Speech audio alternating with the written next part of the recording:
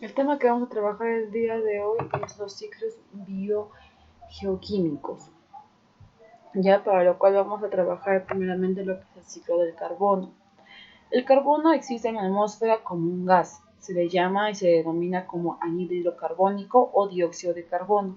Su simbología química es CO2. Está presente en el océano y en el agua dulce como carbonato de calcio y en las rocas como bicarbonato.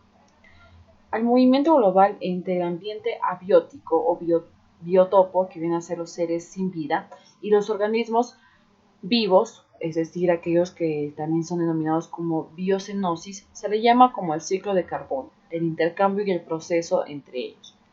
Durante la fotosíntesis, las plantas y algas y cianobacterias extraen el dióxido de carbono del aire y lo incorporan en los compuestos que ellas producen como la glucosa, la celulosa y el almidón. Estos compuestos químicos producidos pueden ser utilizados por los mismos productores como combustible para su respiración. También pueden ser utilizados por los consumidores que coman al productor o por un desintegrador que degrade los restos de los productores o consumidores. Así que el dióxido de carbono es devuelto a la atmósfera por el proceso de la respiración celular. De manera muy similar, el ciclo del carbono ocurre en el agua. Algunas veces el carbono no regresa al ambiente abiótico. Por ejemplo, una gran cantidad de carbono en forma de compuestos como celulosa, glucosa y almidón se almacena en la madera de los árboles, donde puede permanecer por varios cientos de años o más. Asimismo, hace millones de años se formaron enormes depósitos de hulla, a partir de los restos de árboles antiguos que quedaron sepultados bajo estos restos. De modo similar, los aceites de organismos marinos unicelulares quizás dieron origen a los depósitos subterráneos de petróleo y gas natural que se acumularon en el pasado geológico. Los combustibles fósiles son el petróleo y el gas natural y la hulla, los cuales se obtenieron de este proceso. Aquí podemos ver a lo que es el carbono, que lo encontramos pues en la parte abiótica, que es la parte externa, y la parte biótica, que es en los animales, ¿no? O en los seres vivos. Muy bien. Como hemos podido entender en la información, el carbón está presente en diferentes aspectos, tanto en lo que es el suelo, tanto en lo que son los animales, en el aire e incluso en el agua, ¿ya? Y con cada proceso biológico que se realiza entre los seres vivos y la parte abiótica o los factores de su ambiente, va a haber una interacción y un intercambio de carbono. Por ejemplo, cuando un animalito llega a respirar, está eliminando dióxido de carbono e inhalando lo que es el oxígeno. Pero cuando las plantitas realizan el proceso de fotosíntesis, utilizan el carbono como fuente para poder producir sus propios alimentos. Entonces ellos absorben ese CO2 que ha sido eliminado de otros factores para poder procesar como materia orgánica útiles para ellos. Eso puede ser transformada como almidón, como glucosa de la plantita. Después, cuando la planta llega a ser comida, digamos, por los herbívoros, ese carbono va a pasar hacia los herbívoros. Y después, digamos, cuando este herbívoro llega a fallecer, entonces va a empezar a descomponerse y las bacterias van a empezar a descomponer a esos organismos y también van a obtener de esa forma carbono. Muy bien. Y así pues suceden otros procesos en los cuales hay, digamos, esa modificación y se obtiene carbono y también se utiliza el carbono en lo que es un ecosistema.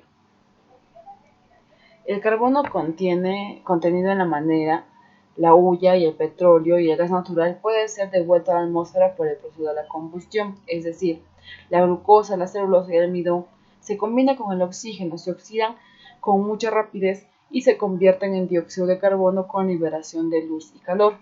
Ya es por eso que nosotros necesitamos, digamos, estas reservas en nuestro cuerpo, que nosotros también utilizamos, y no se libera de nuestro cuerpo en forma de calor, ¿no? Después vamos a ver lo que es el ciclo del agua o el ciclo hidrológico.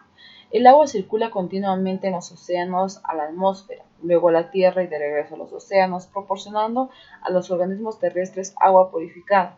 Cuando el agua se evapora de la superficie de mar, ríos, arroyos, lagos y del suelo por acción del sol, con el tiempo se condensa y forman las nubes en la atmósfera, y luego regresa al suelo de forma de lluvia, por medio de la precipitación.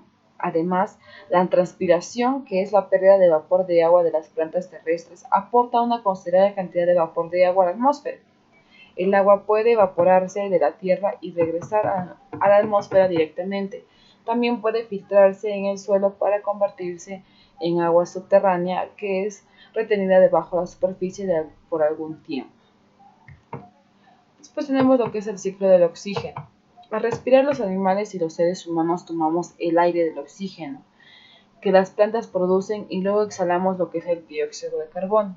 Las plantas, a su vez, realizan otro proceso y toman el gas carbónico que los animales y los seres humanos exhalamos para utilizarlos en el proceso de fotosíntesis.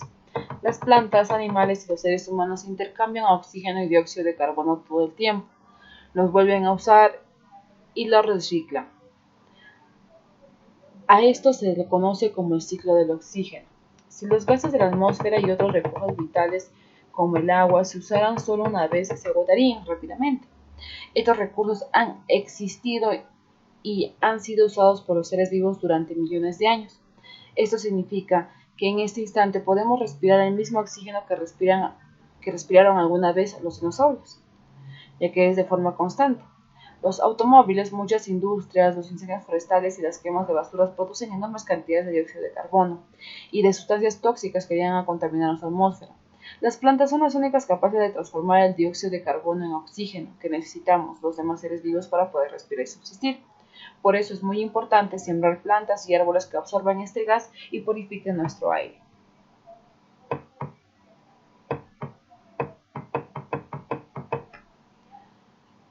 Muy bien. Un datito curioso. Las plantas carnívoras realizan también fotosíntesis, pero como viven en un suelo pobre de nitrógeno, necesitan obtener estos bioelementos de insectos, lagartijas o sapos de muy pequeño tamaño. Es por ello que se alimentan también de esto, pero también realizan fotosíntesis. Muy bien chicos, entonces todo sería eso con la parte teórica y tenemos aquí la parte práctica que consta de 10 preguntitas, todo con referente a la parte teórica que ya trabajamos. Eso sería todo chicos, muchas gracias, nos vemos, cuídense.